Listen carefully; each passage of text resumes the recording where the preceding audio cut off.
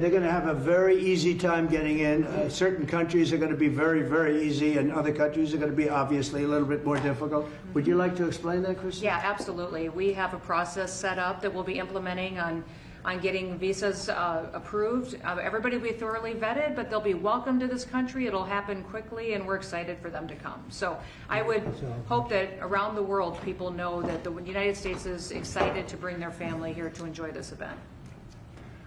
America welcomes the world. Yes. And I can really, from the collaboration that we have, testify for that, absolutely. Thank you. And I was just sent a picture from somebody that wants to be there very badly.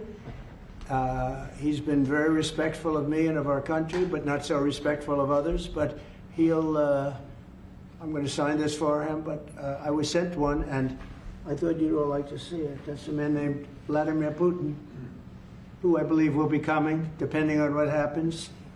He may be coming and he may not, depending on what happens. We have a lot of things happening over the next couple of weeks. So, but I thought it was a nice picture of him. Okay of me, but nice of him. So that was very nice that it was sent to me. Okay? Mr. President, on yes. that subject, have you talked to Vladimir Putin about the fact that yesterday a big U.S. factory was hit in a Russian airstrike in Ukraine? What's your reaction to that? I told him I'm not happy about it. And I'm not happy about anything having to do with that war. I settled 7 wars, and actually, if you think about pre-wars, add 3 more, so it would be 10. I thought this would be in the middle of the pack in terms of difficulty. No, I'm not happy about anything about that war. Nothing. Not happy at all. We'll see what happens. I think over the next 2 weeks, we're going to find out which way it's going to go. And I better be very happy. Mr. President, I had a very good call with Prime Minister Carney of Canada yesterday morning. Yes. Actually, Canada is taking away some retaliatory tariffs. He's removing his tariffs, yeah. Exactly. He's removing his retaliatory tariffs, which I thought was nice.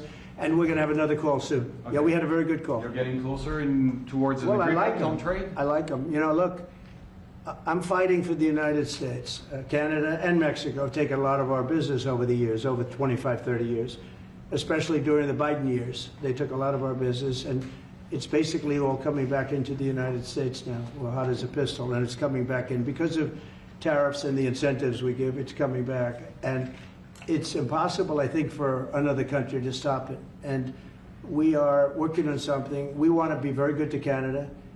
I like Carney a lot. I think he's a good person. And we had a very good talk yesterday. So I think it'll be good. Mr. President, I have a question about the search of Ambassador Bolton's home. The Vice President recently just did an interview saying that it's about classified documents, but that there's also broad concern about him. What are the concerns? Well, I haven't spoken to Pam and the group yet, but I will be. I saw that just like everybody else. I try and stay out of that stuff. I'm allowed to be, and I'm chief law enforcement officer, believe it or not. You know, I don't like to go around saying that, but I am. That's the position. But I purposely don't want to really get involved in it. I'm not a fan of John Bolton. I thought he was a sleazebag, actually. And he suffers major Trump derangement syndrome, but so do a lot of people, and they're not being affected by anything we do. I don't know anything about it. I just saw that. I'll find out about it.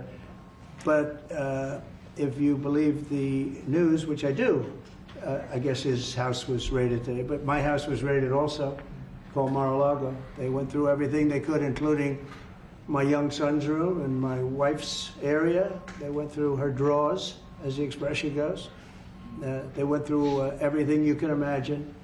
And when she came back, she looked, she said, she's very neat, you know, she's meticulous. And she looked and she said, whoa, this wasn't the way that she had it. So, you know, so I know the feeling. It's not a good feeling. Thank you.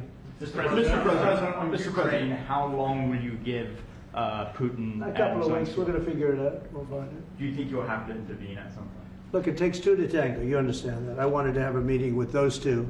I could have been at the meeting, but a lot of people think that nothing's going to come out of that meeting. You have to be there. Maybe that's true. Maybe it's not.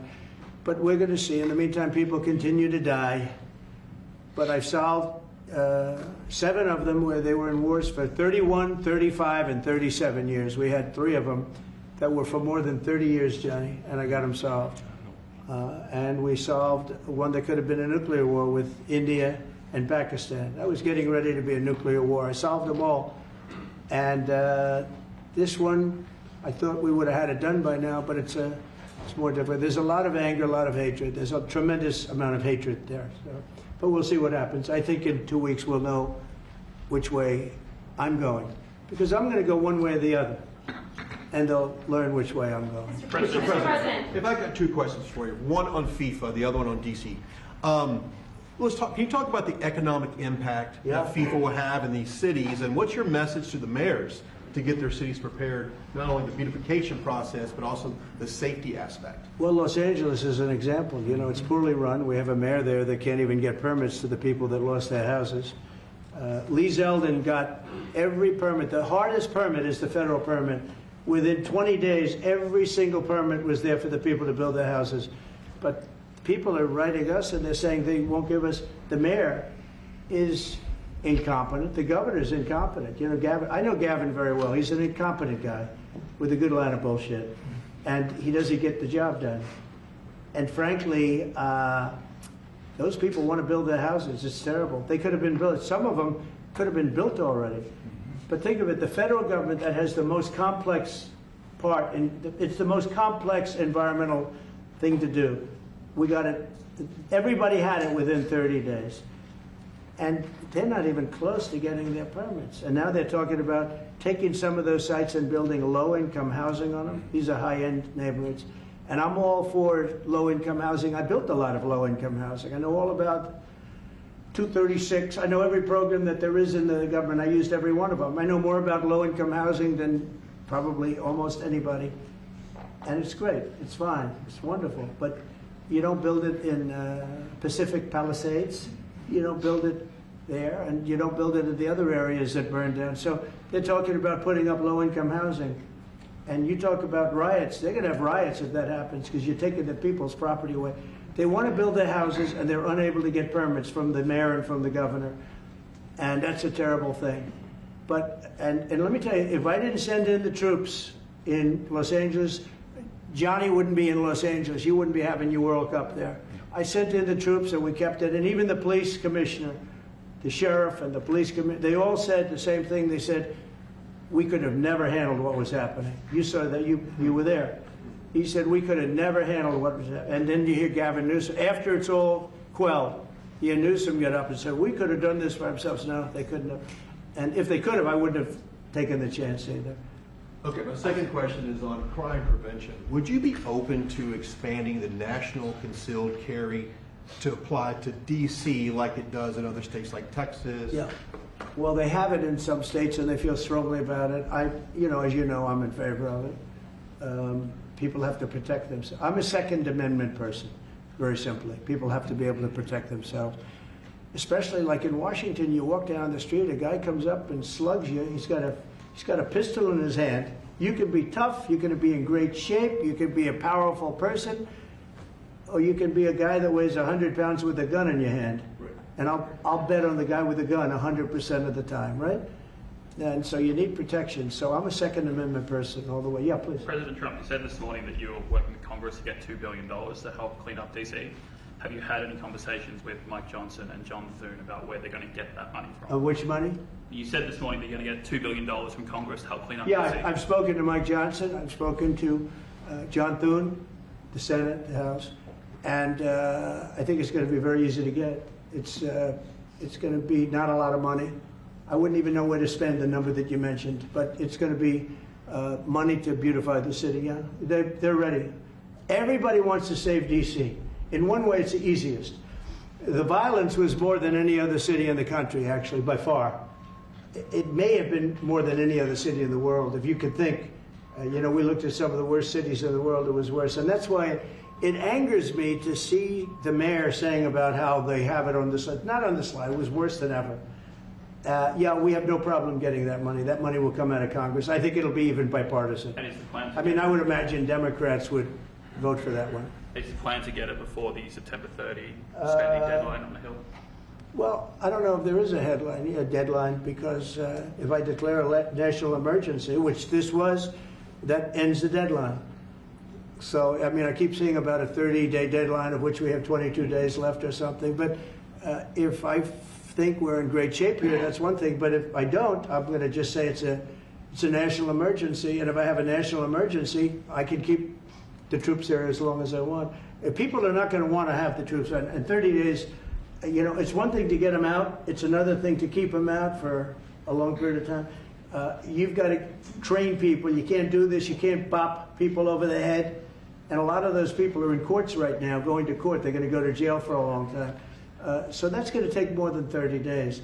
But if I have to, I'll declare a national emergency, which I don't think I'll have to do. Yeah. Mr. President, Can I ask you about a question? You said in 2 weeks you'll know whether you go Yeah, one I think I'll way or know. the I other. think I'll know the attitude of Russia and, frankly, of Ukraine. It takes two. What are the 2 ways you can go at the end of 2 weeks then?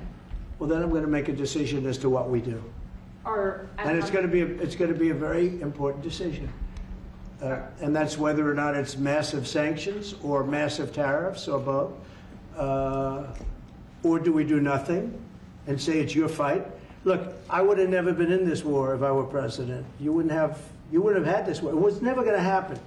This was caused by stupid people that fought. And you know, people say, well, how do we know? Because for 4 years, it was never even a subject. And Vladimir knew, and you see his picture right here. It was nice that he sent, but Vladimir knew very strongly we wouldn't have stood for it. It wouldn't have happened. 100% wouldn't have happened, but it did happen. And now they're losing from 5 to 7 young kids. Think of it, you're a parent and your son is leaving. He's Russian or he's Ukrainian. And he's leaving and they're waving goodbye. Nice, beautiful kid. Nice crew cut, all set. He wants to be a soldier. And goes there, first week he has his head blown off.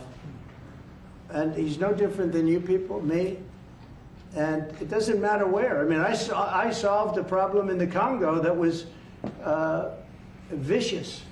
Rwanda and the Congo, the Republic of the Congo. And they were fighting for 31 years, and it was machetes. People were getting their heads chopped off. That was going on for 31 years. I got it solved. You saw it. They came to the White House, we signed an agreement. It was amazing. People can't believe we got it done. I love to stop killing. I really do. People thought it would be just the opposite. Hillary Clinton said, oh, he'll get us into a war. No, I'm getting everybody else out of wars. are you saying there's a real possibility then that you do nothing if Putin doesn't come to the table for a ceasefire or try to end the I'll see war? whose fault it is. If there are reasons why, I'll understand that. I know exactly what I'm doing. We're going to see whether or not they have a meeting. That'll be interesting to see. And if they don't, why didn't they have a meeting? Because I told them to have a meeting. But I'll know in 2 weeks what I'm going to do. I have pretty good ideas. Your Justice Department is also sending some of the Epstein files over to the House Oversight Committee today. Are you in support of them releasing all of them? Keeping it open. If they wanted to release, people shouldn't be hurt, but I'm in support of keeping it totally open. I couldn't care less. You got a lot of people that it could be mentioned in those files that don't deserve to be. You know, people, because he knew everybody in Palm Beach. I don't know anything about that, but I have said to Pam and everybody else, give them everything you can give them, because it's a Democrat hoax. It's just a hoax. The whole Epstein thing is a Democrat hoax. So we had the greatest 6 months, 7 months in the history of the presidency, and the Democrats don't know what to do, so they keep bringing up that stuff. But it affected them. Bill Clinton was on his plane and went to the island supposedly 28 times. I don't want to bring that up, frankly. You have Larry, whatever his name is, Summers, the head of Harvard, who was Jeffrey Epstein's best friend. Nobody ever talks about that. I mean, but I don't want to hurt Larry Summers, but he was best friends with Jeffrey Epstein. No, this is a Democratic hoax to try and get the significance of what we've done over the past 7 months. Nobody's ever seen anything like it. They say it's #1 in history. What we've done, including stopping 7 wars. I mean, just include that. And now you look at the stock market today. It's way up to start off with from where I took it. And this market was going to crash. If Joe Biden or Kamala were president, this market we would have had a crash like in 1929. You're not going to have that. It's only a question of how high is it going to go. You know, I had the strongest economy in the history of our country. And despite COVID, we had the strongest economy in the history of our country. And we're going to blow it away this time. I was always good at making a lot of money. And whether it was for myself or whether it was, I like doing it this way better. I mean, I like making it for the country. Our country's been ripped off by friend and foe, nations all over the world ripped off. And the friends have been much worse than the foes for the most part. And they're not ripping us off. We just signed a deal with the European Union. They're paying us essentially $950 billion, like a signing fee. They're going to buy $750 billion worth of energy. They weren't buying much of our energy there. And they're very smart in doing it. And as you know, Ursula was here a couple of days ago having to do with the people, the leaders that we had a great, people said they've never seen anything like it. Well, we had the leaders of Europe right here in the Oval Office. And she's so happy that she has an agreement. But people aren't ripping us anymore. We're run by, this country is run by smart people now. Mr. President, in Israel... Two questions. One is that Intel, there have been reports that you're considering taking a stake in Intel. Can you tell us About the that? 10%? About the 10%. Yeah, I met a man, he was a very nice man, and I called for his removal because I saw something by a man named Tom Cotton, a senator from Arkansas. He's a great guy, friend of mine, supporter of mine, big supporter. I'm a supporter of his too. And he wrote a pretty nasty story about the head of Intel. And I said, well, if that's right, he should resign. And he came in, he saw me, we talked for a while. I liked him a lot. I thought he was very good. I thought he was somewhat a victim, but, you know, nobody's a total victim, I guess. And I said, you know what? I think the United States should be given 10% of Intel. And he said, I would consider that. I said, well, I'd like you to do that because Intel has been left behind, as you know, compared to Jensen and some of our friends, NVIDIA, some of the people, and the people in, because Intel should have never been. Intel was the biggest, most powerful chip company in the world. And then they started leaving. And they started going to foreign countries, in particular Taiwan. And if we had a president that would have said, okay, you can go to Taiwan, but we're going to put a 100% tariff or a 200 or 300 or a 500% tariff, anybody that sells into the United States has to pay. They wouldn't have left. They would have never left, and we wouldn't have. So in the meantime, we had people that were, in some cases, good politicians that weren't good on trade. I loved that man, but he was not good on trade. I totally disagreed. He allowed the car industry to be taken out of this country. We lost 50% of our car industry. But that's all coming back. It's all coming back. But if somebody would have said that with Intel, would be a giant right now. Now, with that, they've had some bad management over the years, and they got lost. And I said, I think you should pay us 10% of your company. And they said, yes. That's about $10 billion. I don't get it. This comes to the United States of America. And I said, I think it would be good having the United States as your partner. He agreed. And they've agreed to do it. And I think it's a great deal for them. And I think it's a great deal. He walked in wanting to keep his job, and he ended up giving us $10 billion for the United States. So we picked up $10 billion. And we do a lot of deals like that. I'll do more of them. If somebody has, like we have restrictive covenants with Jensen. We have, it's NVIDIA. And to unrestrict the covenant, nothing to do with losing our powers or military or anything, because that I wouldn't do. But there are things you can do that don't affect us, that actually help us. And if we're going to give somebody a free out, a restricted covenant, we have a strong restrictive covenant on certain industries. And I will absolutely give somebody a opening on a restrict to do a lot of business, which is good for us, as long as it doesn't hurt us in a security or military way. And if I do that, I think the country should be paid, because anybody else, I have it in real estate where I'll have a deal with somebody and I'll have them restrictive covenant. Then they'll come back and they'll say, I'd love to be able to build over here, but I'm not allowed to because you have me covered, you have me restricted. I say, I'll let you build over there, but pay me a lot of money. No different. But the country never did it because the country was run by foolish people.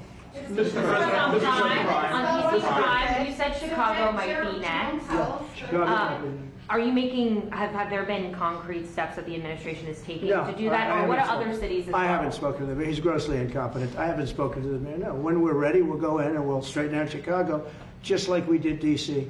Chicago is very dangerous, great place. I built great stuff there. I have the most beautiful building in Chicago, I think. But I hate to see what's happened to Chicago. Chicago was our greatest city, actually. Bob Tisch, a great friend of mine, passed away. He used to own the Giants and very successful Lowe's. He said Chicago. I think they had their main office in Chicago. He said Chicago and San Francisco are the two greatest cities in the world. Now you look at what the Democrats have done to San Francisco. They've destroyed it. I own a big chunk of the Bank of America building in San Francisco. And, you know, it's just different. We can clean that up too. We'll clean that one up too. Now, if everything works out, and we've already had calls from other cities, quiet calls from Democrats, we'd love you to come here, because they've lost control of their cities. I'm not going to say because I don't want them to lose their elections. But we've had calls from Democrats and calls from people generally. We'd love you to come here because we'll straighten out the problems. Mr. President, in Israel, the families of hostages in Israel, families of hostages are opposed to the reoccupying of Gaza. Why is the U.S. still Well, not supporting all of them. And you have to understand, I'm the one that got all of the hostages out. You got a lot of people out. If it wasn't for me, they wouldn't be out. I worked with Bibi and I worked with Steve Witkoff. But if it wasn't for me, you would have all these hostages would most likely be dead right now, every one of them. So they all come up here. They come in groups of 10, 12, 13, and many of them, and I've gotten to know a lot of them. They're great people. What they had to go through is incredible. But so now they have 20, but the 20 is actually probably not 20 because a couple maybe aren't around any longer. It's a terrible thing.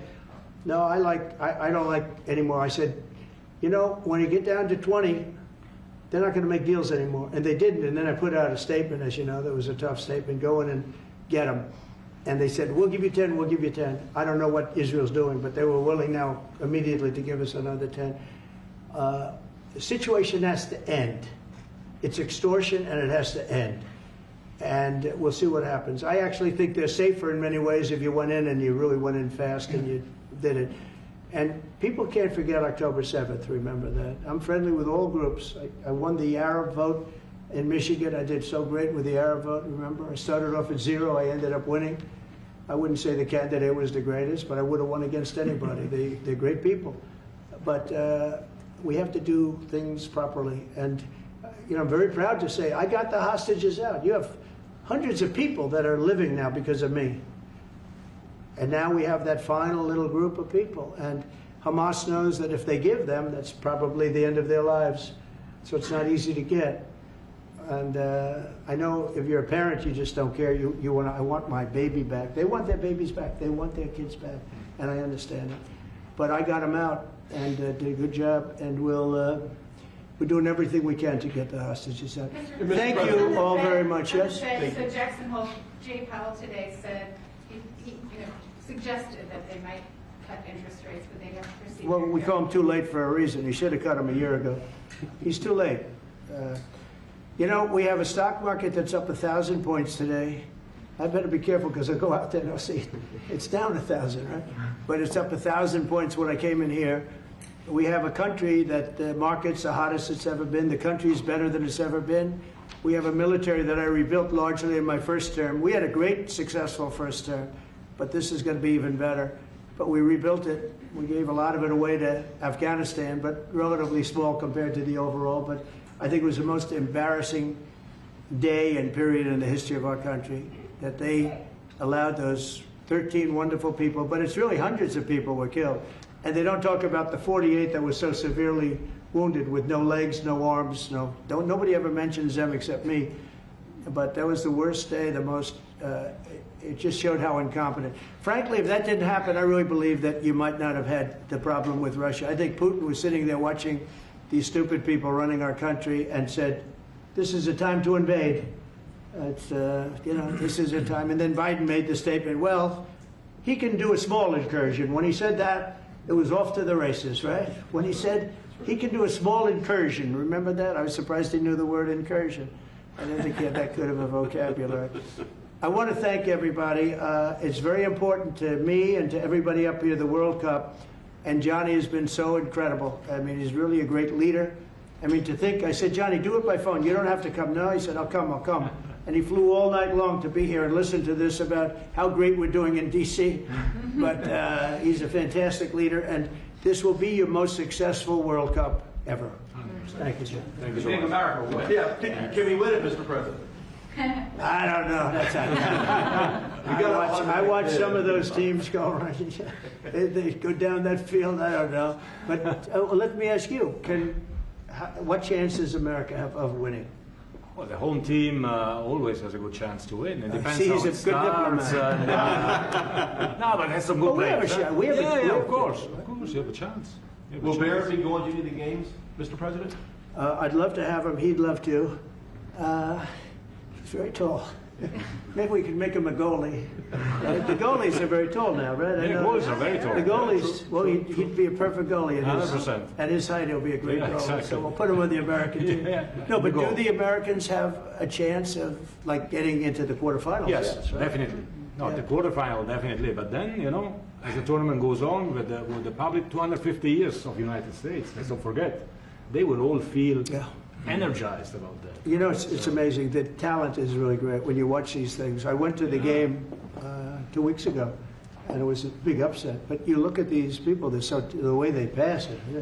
It's amazing, really amazing. It's a great art, right? Yes, It's a great talent. It is incredible. You know the Will draw expression. names out of the hat? This what? Will you draw the names? The matches? Will you? I don't know. That's up That's an He's the boss. That's an interesting proposal. He's the boss. Well, We'll discuss that. it's going to be great, and I think the American team is going to do well. I mean, I hear it's a very good team. Good luck, everybody. Thank you very much. Thank you. Thank you so much. Thank you guys. You keep a lot of those. Thank you guys. Thank you. No, I just got one. Thank you. This was sent to me. We're done, thank you. Thought it was a nice photo. Thank you very much. everybody. You guys keep moving. Thank you. Thank you guys keep moving. Thank you, everybody. Thank you. Thank you guys. Keep moving. Thank you guys.